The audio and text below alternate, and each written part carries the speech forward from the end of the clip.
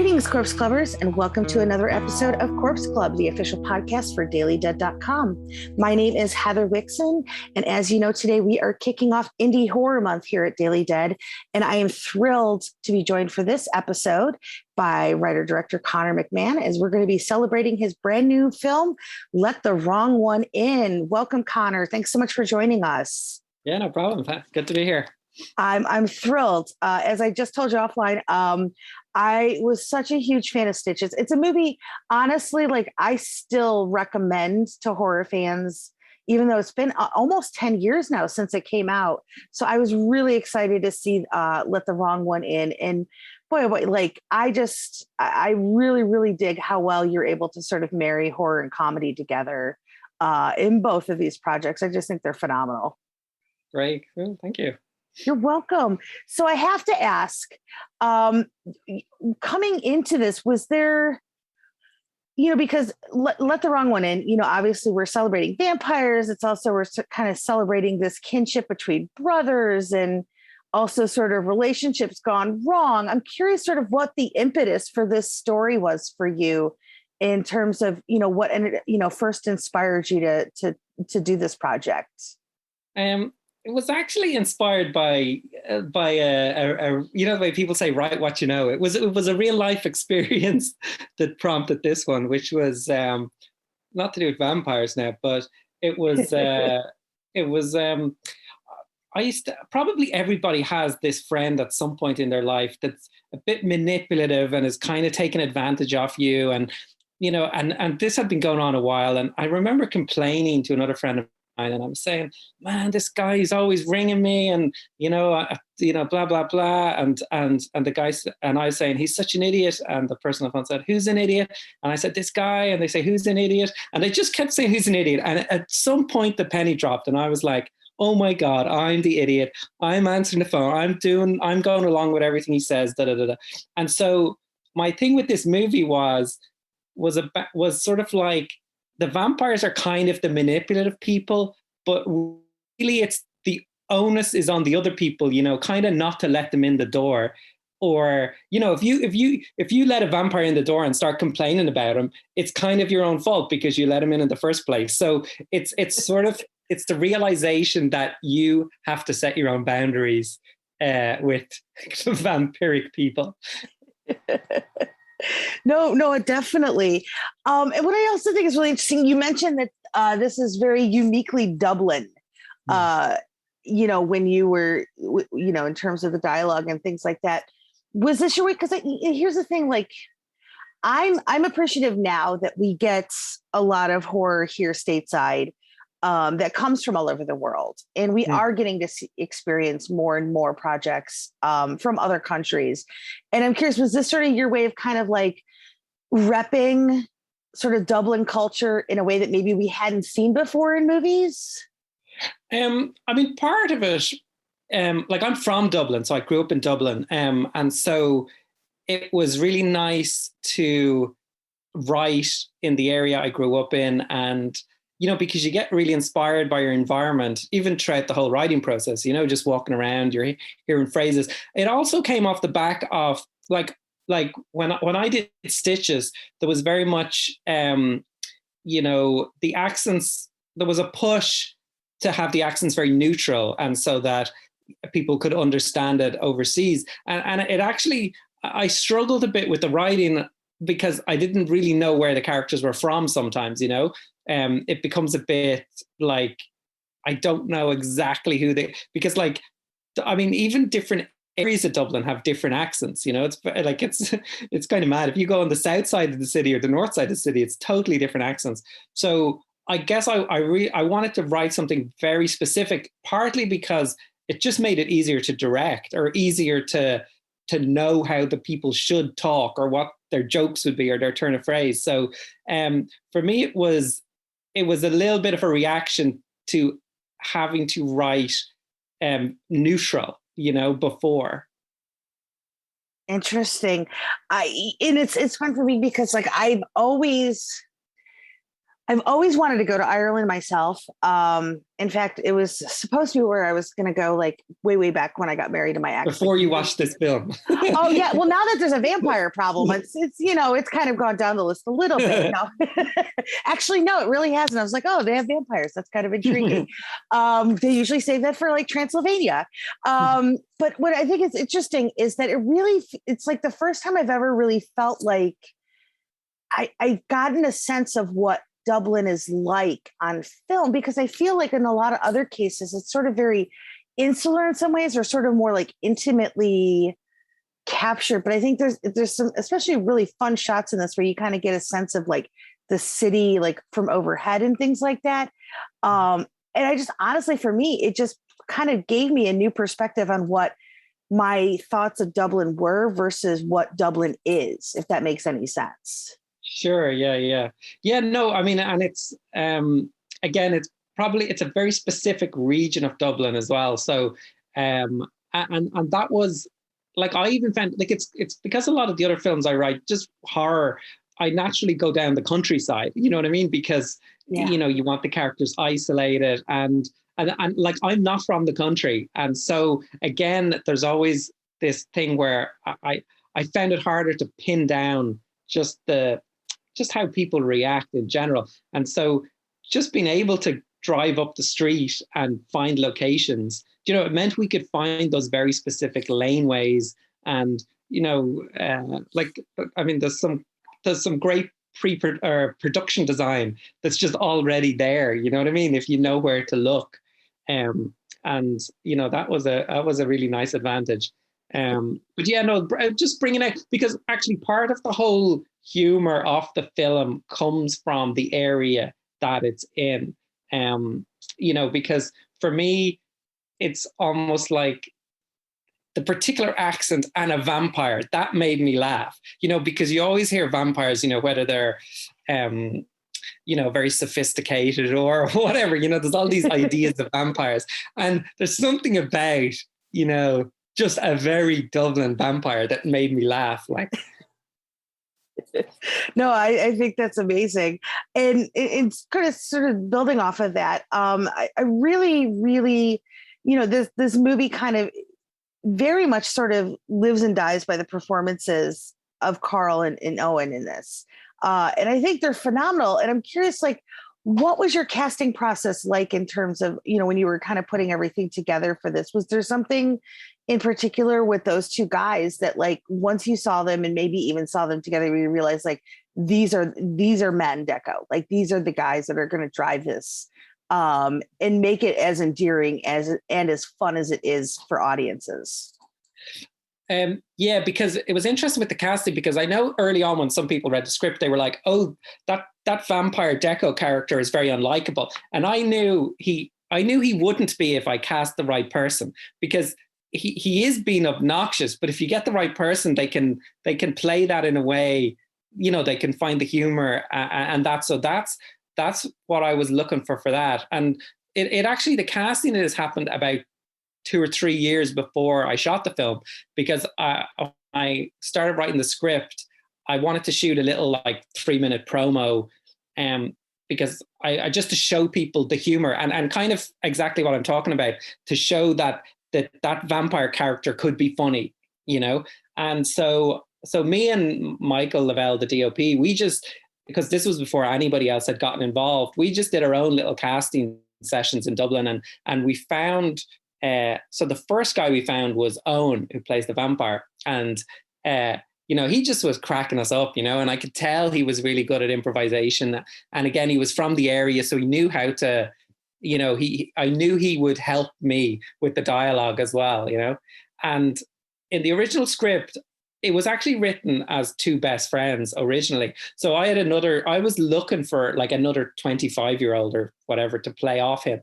And I couldn't, we found so many people and it just never worked. It was just, so we'd done like about 7 or 8 different casting sessions, and it just wasn't feeling right. And then just by chance, Michael had told Carl, who he'd worked with on a short film, to come in.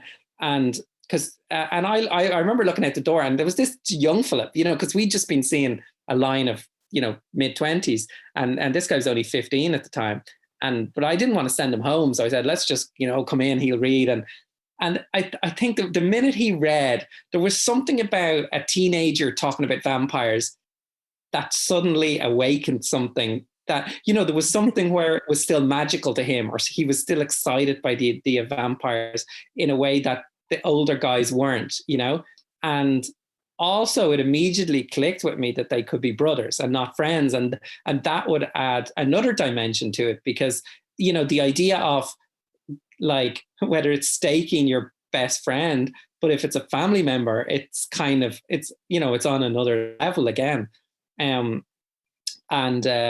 So the casting of him was just by pure chance, and it totally rewrote the script. Like I went home that day and I rewrote the whole thing, as with them as brothers. And but it was immediate. Like I remember me, and the first time the two guys read together, it was just like, I don't know what there is there, but that's the feeling. It was like, you don't know till you see it, that kind of thing. And it's like, oh, there's that thing that I was looking for. Well, that's so interesting to me too, because I think the having them as brothers also sort of adds a little bit more, a pun maybe intended, but emotional stakes, if you will. Because it's one thing to sort of have a friend that you kind of, fall out with, and you have to kind of, sort of deal with. But when it's your family, I feel like that adds a lot more. And I think that's also really interesting, the way that you kind of play that up with Ma in this as well, because she's sort of just immediately moved on. Whereas you have Matt, who's, still trying to make things right in the ways that he can. But I think honestly, like, the family dynamic to me in this was really, really fun, because I don't think it's something we've really seen presented in the way that you've done here, which I think is fun, which I think is really great. Cool. Yeah, that was, because, and again, like you say there, it was the dilemma to how do you, like, a family member is much more difficult than, a friend. And even back to the metaphor I was talking about, if it's easier to cut a friend out of your life, but, how do you do that with a family member, and it's like, that's a much harder dilemma. And so it's interesting how those small little decisions can just add an extra layer. And it was interesting with Carl as well, actually, just with the casting, because we cast them about 3 years before the film, there was always this thing, like, as we were trying to raise the money, I keep checking in with Carl, because I was afraid he was going to get too old, because he was like, and he started, he started doing weights and things, and buffing up, and I was like, oh no. And then, there was this thing where he was like, he's going to have to get braces, and is that going to affect the film? And it was this constant monitoring, but actually, what was good in a way is that the two actors got to know each other over those 2 or 3 years, and when it actually came time to film, they had become good friends. Oh, that's awesome. What's interesting is, because I don't know much about, like, sort of how the film industry works over there versus here. Like, it's kind of, because I know over there, like, you guys work a lot with sort of like different governmental entities and things like that for funding. Like, can you talk a little sort of what the challenges were in terms of getting this project together at the beginning? I mean, was it just because it is so ambitious? Like, you've got a ton of effects in this. You've got great visual effects as well. Some really great locales. Like, can you talk a little sort of like getting this going? Because I don't really know much about like how that necessarily works over there. Yeah, well, most of the films funded in Ireland, there's a government body that called Screen Ireland, which basically will fund, and most, like, it's the kind of first go-to of most producers over here. So without their backing, usually producers will move on to another script, you know what I mean? So you're trying to get them, because once you get them involved, the project certainly becomes more attractive to match funding or funding from, sales companies or things like that. So, so like we I mean, it's good. It's positive in a way that, I mean, it's great that you have this sort of support for the arts.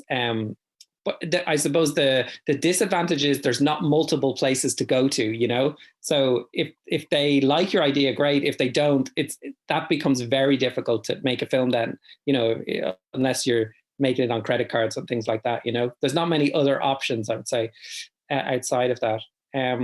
So for us, they were on board almost from the beginning. So it wasn't a difficult process. Like, I knew over those 3 years that we were going to get it made. The thing that they work on, and which actually benefited a lot, was they've developed the script. And so a lot of that 2.5 years wasn't necessarily raising the money. It was let's go do another draft on that script, you know, and that just inevitably takes time because, you know, there's the process of writing it, and then it's their internal review process, and coming back and then reapplying for the next stage of funding. And, you know, so it just becomes a long process. But Dervla Regan on the film board, she really loved the idea, and like, she was super excited and on board from the start. So it was probably the smoothest, and actually she got the project so well that her notes were always really helpful and things. So it was actually, it was probably the easiest film I've ever had to fund. That's so great to hear. I wanted to ask, because what I thought was so interesting going into this is, you know, usually when we see vampire movies, you know, there's usually a reliance on primarily dark aesthetics. You know, it's usually very moody. I mean, and not that, you know, there's parts of this that kind of go into that territory, but primarily, like, when I was watching this, I was like, wow, we have a daylight vampire movie. And I was racking my brain whether or not I've seen that before again. And I don't think I have. And I'm curious, did you sort of, when you were doing this, did you sort of set out to create this sort of new standard for vampire movies? Because again, I don't think I've seen one where we've had so many intriguing, you know, interactions with vampires in the daylight. But I also think the way that you handle it as well is really hilarious at times too. The bits with all the umbrellas really made me crack up, because it was just one of those, like, especially if you're somebody who's been out, like, and your umbrella fails and you're in the rain or whatever, like, it's just so frustrating. But I just thought it was like such a really interesting way to approach this, again, on a visual level I just had never seen before. I think that was one of those, it was one of the concepts, I suppose, that when the idea clicked, was, oh, what if a vampire was stuck in a house for a day and he couldn't leave? That was kind of the idea that came to me. And that sort of, I knew then that the script was going to be written in almost a real time, you know, over the course of a day. And almost out of that came the various problems and the various, okay, how do they solve this? Okay, he's stuck in the house. So okay, now he's going to have to ask the brother to go do his bidding for him, which actually, again, it suited the themes of the film, that he was relying on this guy, and he was sort of agreeing to the demands. So yeah, it I suppose that was the concept. It's like, you know, yeah, it's a vampire stuck in a house for a day. What's he going to do? You know? Definitely. And also part of that ends up being, you know, the arrival of Anthony Stewart Head's character, who I was just thrilled to see in this, because I mean, obviously when you're doing a vampire story, kids, you know, it's like, oh, well, we're going to get Giles from Buffy. But here's the thing, like, the way that you guys use him in the story, and sort of his role in this ends up being so not what I was expecting at all. And I'm curious, like, when you were, you know, talking to him and approaching him for this role, did you have to like do any sort of like, how did you pitch him on this to get him to come on board? Yeah, because it was, because I suppose that character was originally written as just an Irish taxi driver, you know. But then when we were talking about casting and his name came up, and it was like, oh man, like, you know, would he do it?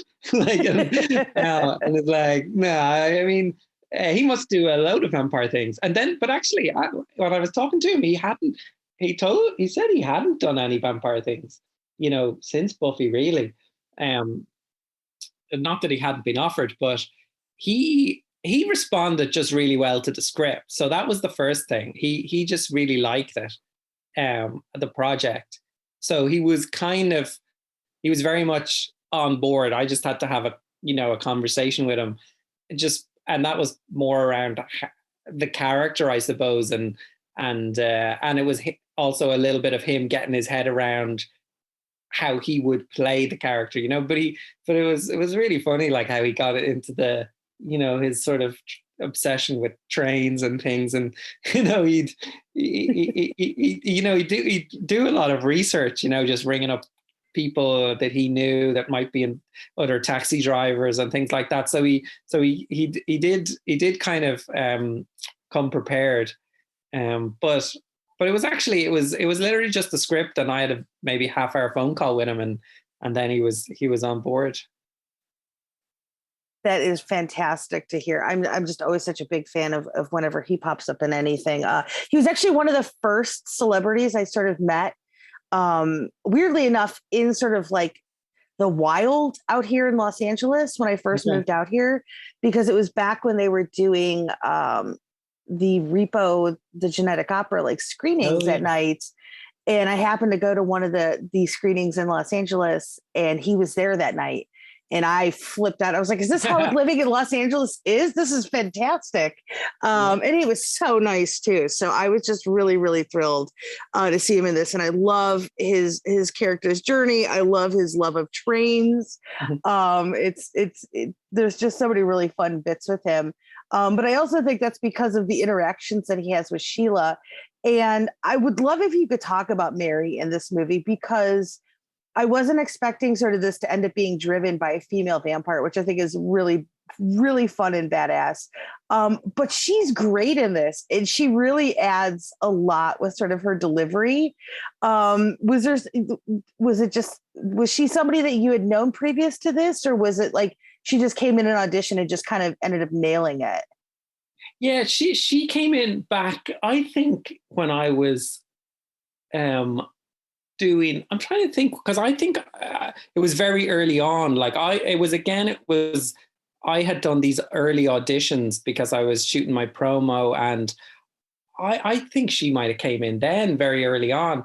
And yeah, it was one of those things where she just came in with this energy, like that no one else did, and it was just, I was just sort of, oh man, she's really going for this, and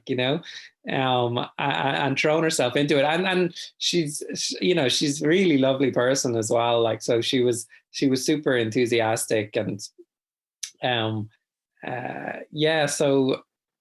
it was one of those things where it was quite easy. Like the casting seemed to come together quite easily. The right people just walk in the door. There's sometimes you're banging your head and then you can't find the right people, and then sometimes it just happens very easily. And then the process, if you find the right person, it becomes a very easy process. It means like I have to do less directing, which is like which I'm always open to, so the less I have to tell them what to do, the better. I mean, the thing we worked on very much was always coming back to, there's a tendency to lean into being a vampire, and I was always trying to pull it back to, like if it was more, not saying like I was trying to pull it back to Dublin and what's an authentic Dublin character and how would they react in this situation if they were a vampire, So the vampire was sort of secondary. It's like, who were you before you were a vampire? And just play that. Don't lean into the, I mean, there are moments for evil cackles and all that, but it's in the other scenes, it was just trying to ground sometimes, because you just can't help when you put the teeth and you get a bunch of vampires together, they turn into the Wicked Witch of the West. So it's like, we were always trying to go, the humor will come from playing it somewhat authentically, That was the idea. No, definitely.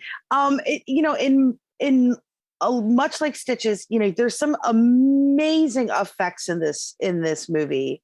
That one, I'm still sort of like in shock that you guys were able to pull off as well as you did. But like, I'm curious, can you talk a little bit about working with your effects team in this? Because not only like do you have really good vampire effects and things like that, but there's just like so much blood in this movie. And I also think like, because there's a point, because most of this takes place at the home. The entire time I just kept thinking like, oh, their mom is going to not be thrilled when she gets into this house and sees everything that's happened in here, because there's just blood like everywhere. And I think you get the way you guys also play with, sort of play around with it also too, is really hilarious. But I'm just curious because I know, how time consuming, practical effects can be and things like that. How can you just sort of talk a little bit, sort of working with that team in terms of, creating vampires, creating these fun kills, and just kind of like going for it when it came to the blood as well. Yeah. Once I discovered they had this big tube that could spray blood, I was like, that guy was my best pal, I was like, where's Dave or whatever, I can't remember his name, but it was just like, get the blood hose down. But yeah, so I mean those guys were really good because I suppose one of the things is I had a lot of time to prepare this film, so and especially we got shut down with COVID, and we got delayed for 6 months, so I also had the location and I had this extra 6 months where I knew where I was going to be filming. And, it just allowed me to plan those practical effects very well because, it's one of those things, like you say, they're very time consuming. So you don't want to be figuring it out on the day. So I sort of figured out a lot of it, how, like the framing anyway, and I mean, the guys were great because they like, there's a bit where, where he's vomiting the blood, and so they had pre-rigged a hose and they had a little button as well so that the actor could actually time the spraying of the blood, which was a lot easier to do than, somebody off camera trying to react to him, and yeah, I think I had like, it wasn't just one department. So there were 3 different groups of people. So there were the blood spraying guys. So they come in with the, the sprayers, and they'd have different ones for different, every occasion, and then I had a model maker who was also, he did some stop motion animation in one of the scenes, which was quite grueling. Like it was one of those things where he did it, for whatever reason, I don't know why I don't know if he had to or he wanted to do it all in one go. So it was he would pull an all-nighter, Oh, wow. And I remember just seeing him the next morning, and that like someone hasn't slept and they've just been slowly decomposing a body, in stop motion. But yeah, and yeah, so, and then there was also a combination, I suppose, of CG to enhance some of the effects. So that was another layer as well. So, I mean, some of them were, like, I remember when we broke out when we were breaking down the shots, and it was like, you might have 3 different departments involved in one shot. And it was just like, that was sort of a coordinating that and scheduling it was pretty tricky. But I think a lot of it, I almost tried to do a very rough version myself. And I think what we were trying to do as well is not repeat the same effect more than once. So it's like, okay, we've seen how he transforms into a bat or whatever. So the next time he does it, let's, find another way to do it or do it off camera or, so it was, I guess it was, we always felt there's more of a charm if we can do them in camera as well. Like there's one shot where the guy who's badly burned and he gets some blood and he turns back normal again. But that's actually, we used a double, and then we had to pull it. Once the camera moved away, we had to pull the double out and shove the real actor in. So it looks like he transforms, but it was all done in camera, if you know what I mean. Oh on the day. wow, that's incredible. I didn't even realize, like, because that came out beautifully. I also wanted to say too, I feel like Carl in this ends up sort of becoming your Bruce Campbell in a way, through a lot of this movie, where he just sort of ends up getting hit with a lot of this. Was that sort of intentional, or is it just sort of ended up like resulting in sort of like a funny way to kind of throw Matt into the middle of all the character of Matt into like all this chaos? Well, I mean, I think Evil Dead 2 is like in my DNA. It's the, it's the film I've watched the most. It's the film that probably started. It probably, when you watch a film, you go, oh, are you allowed to do that? And I saw that when I was about 14 or 15, and it basically just, all the movies I made when I was a kid were somewhat versions of Evil Dead 2 or inspired by Evil Dead 2. So yeah, the idea of like how Sam Raimi just sort of provokes him or just enjoys torturing him, but it's funny because that, like, I noticed that audiences really enjoy that, the actor just keep getting hit with blood, there's something just enjoyable about that. But yeah, it's like, now that it's in my head, I feel like I could have done more. I could have thrown more blood at him. That's amazing. Was he a champ about it too? Because I mean, like, sometimes you just have to, like, because first of all, that fake blood and stuff like that isn't always the most fun thing to have to deal with sometimes as a performer. Was he pretty gung-ho about it? It's all these things. They're really gung ho in the morning, and then like 7 hours later, when their clothes are sticky and they're getting cold, they're less excited. But he was like, he was totally gung ho. Yeah, he was prepared to do anything. So, but there was definitely, it's like when people want to be zombies, zombie extras, and they're so enthusiastic, and then they never come back the second day. So it's like, there is something. It's probably not pleasant after a few hours, No, I could only imagine. I've never really had to deal with it myself, but I've seen people sort of in the aftermath of those moments where they were like, oh, this seemed like so much fun going into it. And then as they're sitting there cold and just covered in goo, and they're like, what was I thinking? Why did I do this? But I love that you mentioned Evil Dead 2, because I think for me, what it was really great about this movie is that even though it really, obviously the title sort of plays off of, Let the Right One In, which came out years ago. And that it very much, charts its own course in terms of what we've seen before in vampire movies. It just felt like there was some really fun sort of loving homages to other like sort of vampire, things that maybe have been in pop culture. I actually was thinking there might have been a part of this that might have even been just a hat tip to the original Vlad the Impaler, because I was super obsessed with him when I was a small child. Definitely Right. not weird or anything like that.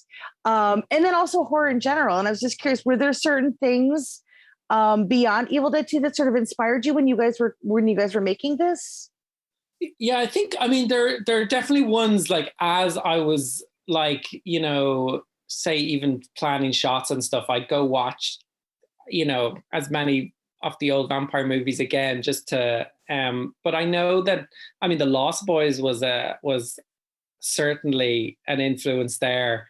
And it's about two brothers as well, and it even has a scene. I remember watching it back, and it's like, oh, they have the scene, where the brother is transforming and he almost attacks him. And I remember I was watching that going, oh yeah, there's similarities here. I mean, sometimes you're watching it to avoid what's already been done. Right.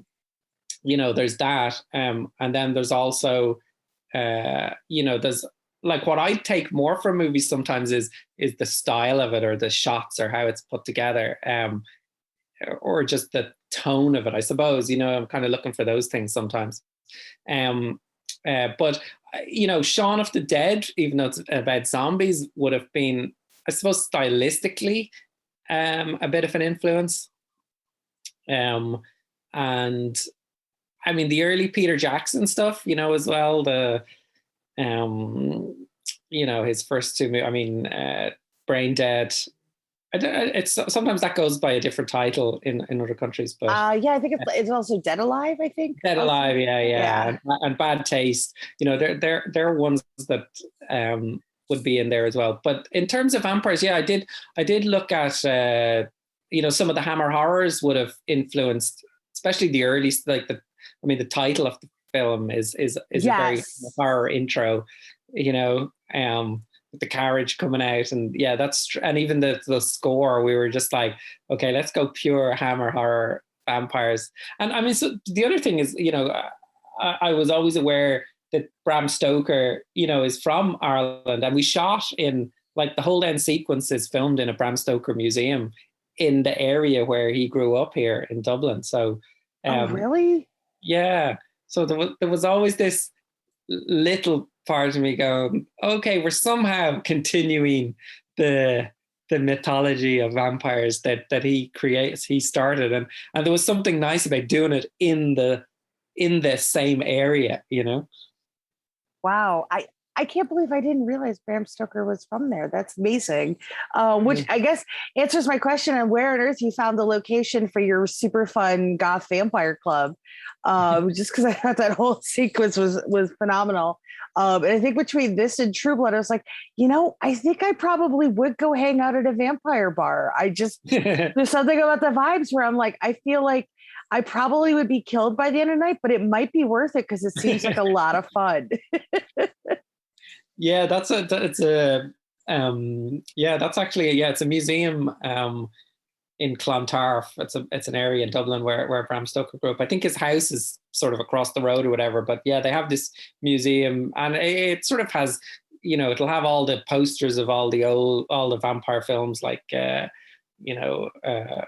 Francis Ford Coppola's Dracula, all the other Draculas, and but also, yeah, a bit of history about him. But then it has this, crazy walkthrough, sort of ghost trainy type thing, and because I'd originally thought, maybe it should be in a real club. And one of the producers, Ruth, she was like, go see Dracula's, thing. And I was like, that's not a bit over the top. And then I just went there and I was like, it has to be this. This is too fun. And, it also gives us, again, it's a lot of free production design. That is amazing. I'm curious because, again, when I was watching this, there's some really, I know that primarily, like, a lot of this movie takes place in the one location. But I have to give it up to you guys because, one, it never feels like it's sort of held back by that.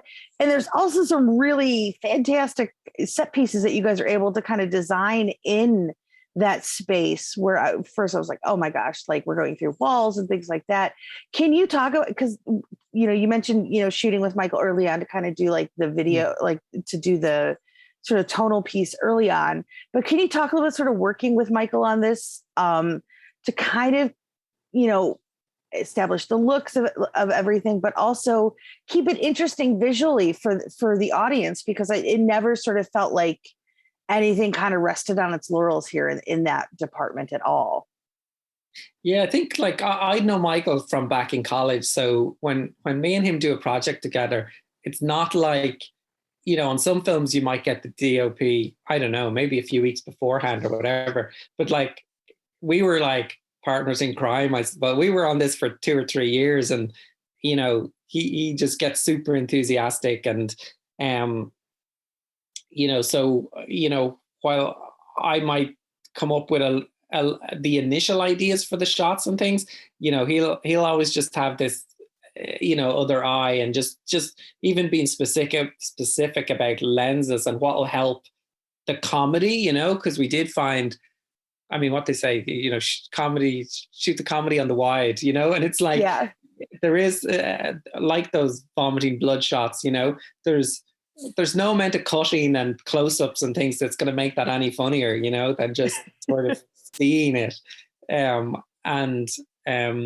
So yeah, what's helpful with Michael is that we could bounce the ideas off each other, and we just knew going in I knew going in that he had everything out of my brain, you know, and so we both knew what we didn't have to discuss much when we got there, because like you say, we'd only a couple of weeks to shoot this, and there was so much to do. So the fact that he knew he could just be off telling his guys, what they needed to do and how to set up the lights, and he had come up with, because we had planned it so well, he could draw all these lighting plans in advance every day, so that the gaffers could have all the lights, they'd know when to move them. And so we were super planned, and I mean, the one area of the house that was a set, it was our only little set, was the attic, because we needed to, there's a little stunt where they kind of pull the guy up through the attic, and there was no way you could bring a crew up to an attic. So that was our only little set. And there's a few little Goonies references in there in the back of I was looking at the news clippings in the frames where I was just like, okay, wait, hold on. I feel like this has got to lead to something. There's a Stitches reference in there as well. He's when he's pulling through there's a chest of things, and he's pulling through different things to throw at the vampire, and he pulls out an egg, one of those egg things, Stitches, So we had fun there, my production designer worked on Stitches as well, so he really enjoyed putting in little references like that. That's amazing. I have to ask, was because of, obviously these days, we're dealing, with sort of, it's hard to say that we're not in the pandemic anymore, but I feel like we're sort of at this weird area of the pandemic where obviously it's not as heightened as it was before. But I'm curious, is it nice to be able to put this film out there sort of in the wake of all of that? Because I feel like, obviously there's way more important things in this world than movies and things like that. But ultimately, I also feel like we need those forms of escapism to kind of make it through all of that, the bad stuff.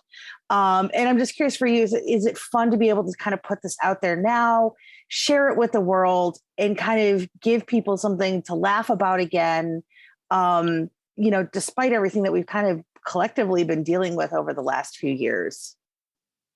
Yeah, for sure. It does feel like there was something, it was a really interesting process to go through it all, because with COVID shutting us down, and then even as we were filming, there was always kind of a shadow over the production that, it might get shut down. And, even bringing someone like Anthony over was all a little tricky, and we need to be careful with him. And so, and the post-production was, and there was the other thing that I missed on the shoot was, there's usually a social aspect to a film, where you get to know people. Like some of the people, I remember the last day, and they took their masks off, and it's like, oh, that's what you look like. I never had a conversation with you, or it was all through masks. And, so it definitely removed an element that's usually enjoyable about making a film.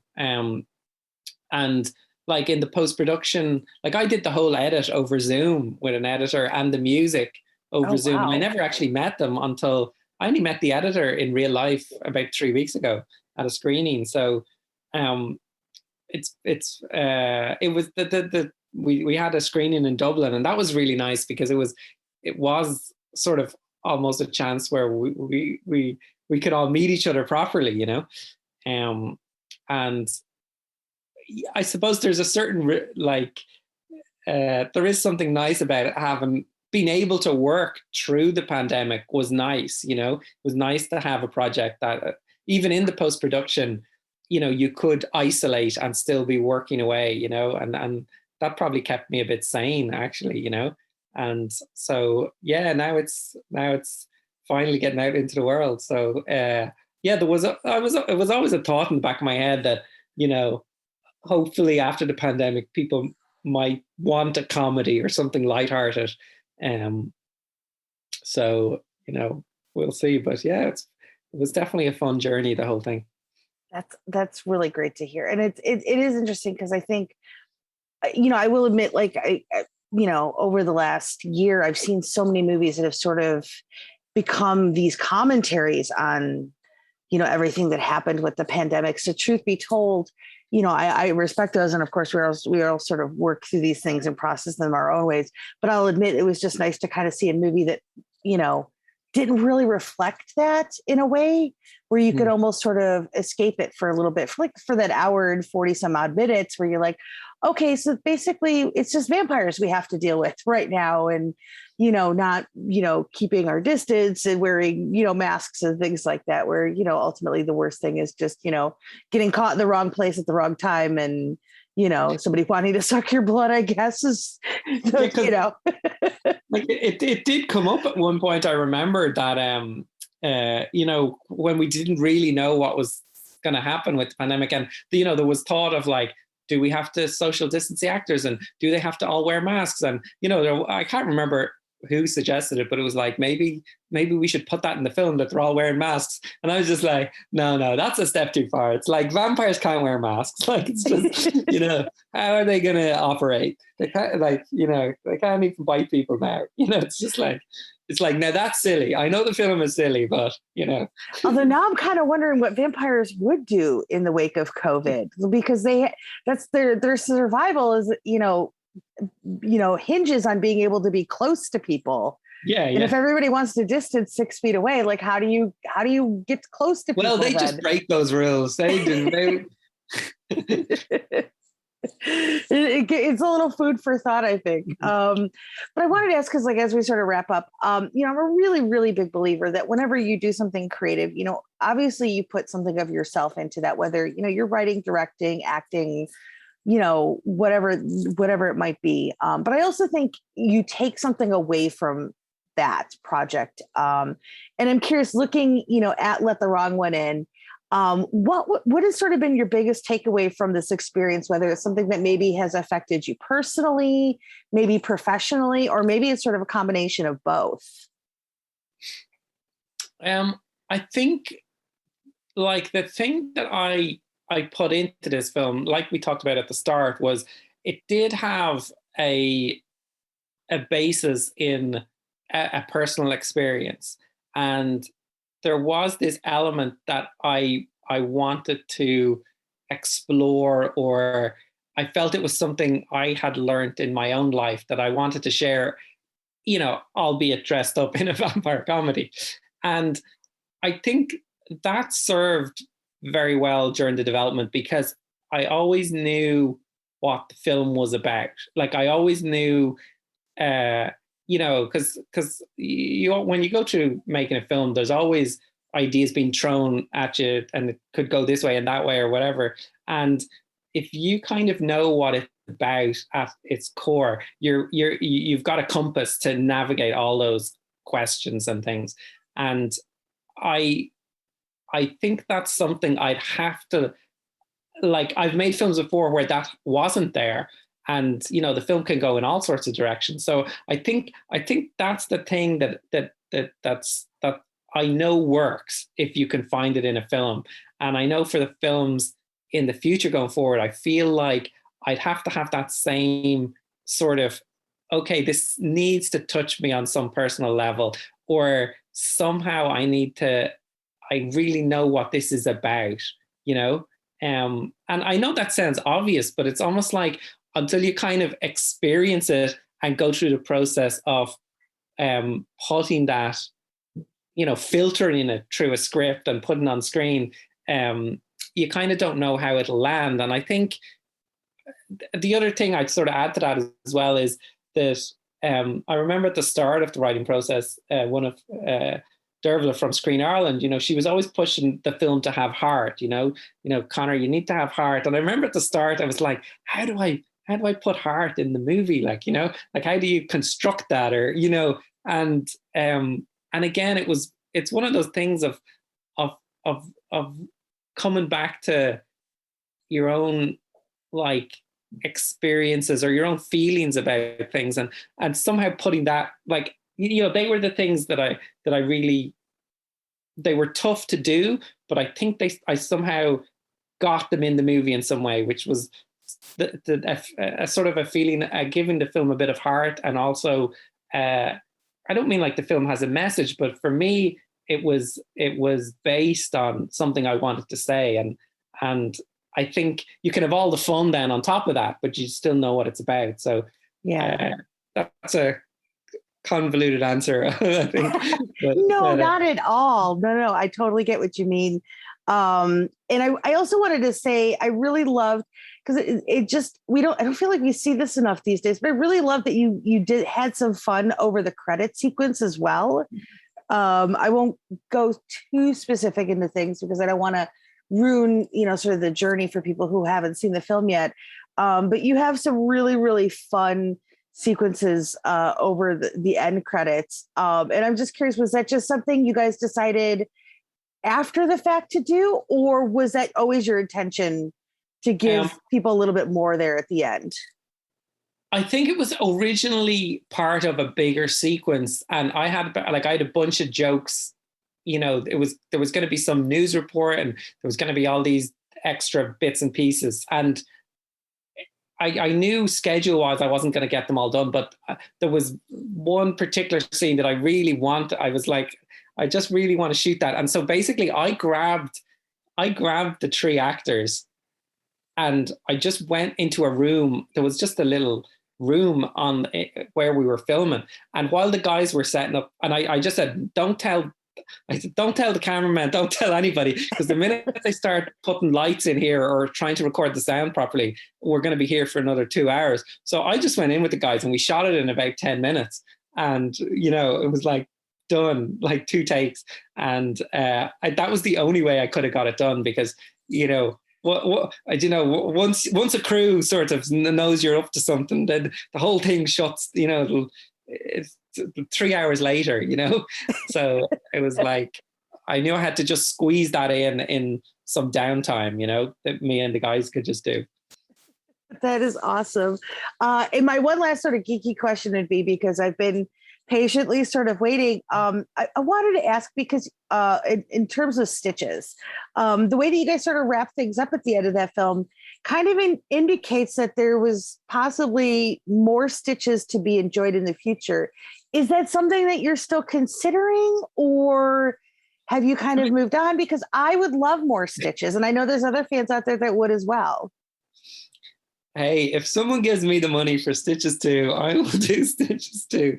There was definitely something we talked about at the time. And like, I know Ross had some ideas about, Stitches, and, we'd planned to set it in a circus, and, because that gave us access to all sorts of elaborate, we've got cannons, we've got knife throwing, it's like, because to me Stitches is all about those over the top death sequences, and like you could, if I sat down for a day and you tell me we're in a circus, it's like, we'll have lots of creative death sequences.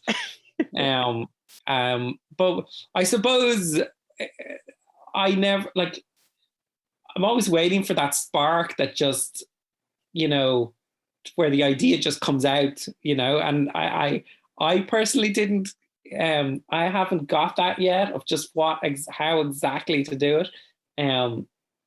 But yeah, man, if anybody's got a script for Stitches 2 and anybody has some cash, it would be totally open, because I know Ross was really keen to do another one.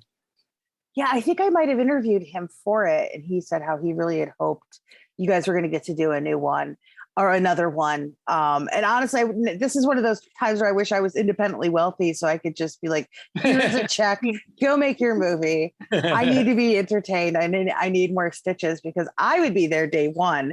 And again, I know there's a lot of fans out there that would enjoy that as well. But Conor, I just wanted to say thank you so much for doing this.